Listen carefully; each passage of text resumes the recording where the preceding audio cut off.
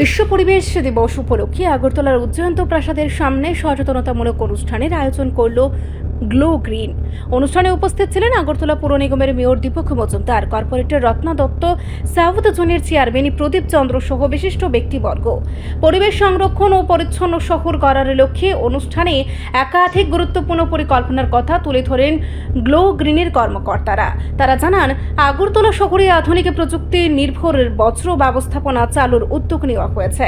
এই প্রকল্পের আওতায় জিপিএস ও জিপিআরএস ভিত্তিক মনিটরিং ব্যবস্থা চালু করা হবে। ফলে শহরের কোথাও আবর্জনা জমে থাকলে তা দ্রুত শনাক্ত করে প্রায় 10 মিনিটের মধ্যেই পরিষ্কারের ব্যবস্থা করা সম্ভব হবে। এছাড়াও শহরের বিভিন্ন গুরুত্বপূর্ণ স্থানে প্লাস্টিক বোতল ও প্লাস্টিকজাত বজ্র সংগ্রহের জন্য বিশেষ ডাস্টবিন বসানোর পরিকল্পনার কথাও জানানো হয়। এতে প্লাস্টিক দূষণ কমানোর পাশাপাশি নাগরিকদের মধ্যে পরিবেশ সচেতনতা আরও বৃদ্ধি পাবে বলে আশা প্রকাশ করেন আয়োজকরা।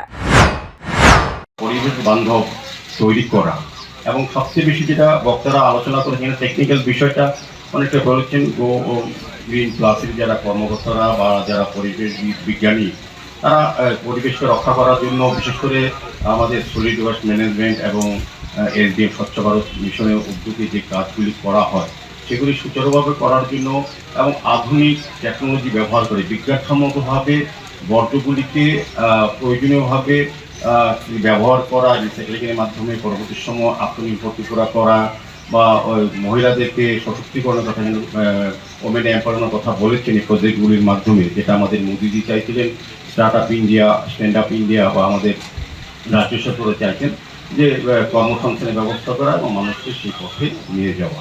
তার মধ্যে বিশেষ বিশেষ কিছু কর্মসূচি করা হয়। তো আমি বলবো গো গ্রিন প্লাস, যেটা আমাদের আগরতলা পৌর নিগমের কাজের সঙ্গে সবচেয়ে বেশি যুক্ত, যেটা আমাদের অত্যন্ত প্রয়োজন, যেটা সরকারিভাবে আমরা করার চেষ্টা করছি। আগরতলা শহরবাসী, আগরতলা শহরে 11টা ওয়ার্ডে আমাদের 1,48,000 হাউস হোল্ড আছে। তাদের যে আবর্জনা বা গার্বেজ জেনারেট হয় প্রতিদিন, তারা কোথায় ফেলে, কোথায় রাখে, কীভাবে সেগুলি তাদের বাড়ি বা মহল্লা থেকে বা এলাকা থেকে এটা আমাদের দেবেন্দ্রনগর ডিসিশনটা যে প্রসেসিং সেন্টারে যায়, তার মাধ্যমে ব্যবস্থাপনা কতটা সুচারু করা যায় এবং কতটা আমি বলব ঝুঁকিপূর্ণ আছে, কিছুটা পরিবেশকে রক্ষা করার মতো ব্যবস্থাপনা আছে কিনা, সবটাই লক্ষণীয় বিষয়।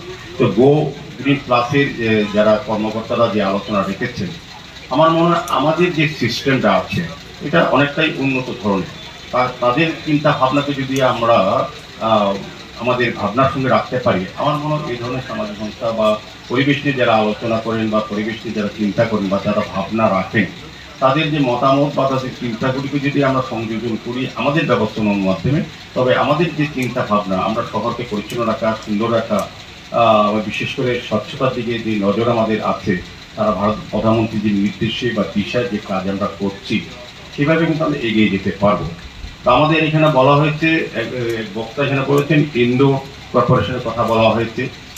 আমি একটা মেয়র কনফারেন্সে আমি গিয়েছিলাম, এখানে ইন্দোরে যিনি মাননীয় চেয়ারপারসন উনি আলোচনা রেখেছিলেন।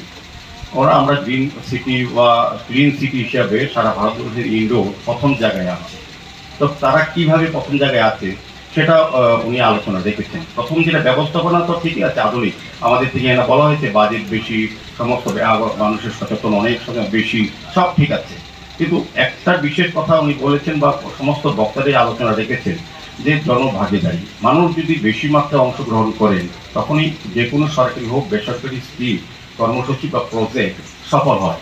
আমাদের অংশগ্রহণ থাকতে হবে। আমি শুধু গো গ্রিন প্লাস এই সুন্দর আধুনিক ব্যবস্থাপনার নতুন টেকনোলজি বিন দিল, চেষ্টা করলো, কিন্তু আমি যে নাগরিক, আমার দ্বারা যে তৈরি হয় যে আবর্জনা বা গাড়ির জেনারেট হয় বর্জ্য পদার্থ, আমি তার সেই সঠিকভাবে তার কতটা সেই ম্যানেজমেন্টের মধ্যে আমি ঢুকতে পারবো বা আমি কতটা সচেতন বা আমার কতটা আমার রেসপন্সিবিলিটি আছে সমাজের প্রতি, এটাই লক্ষ্য রাখতে হবে।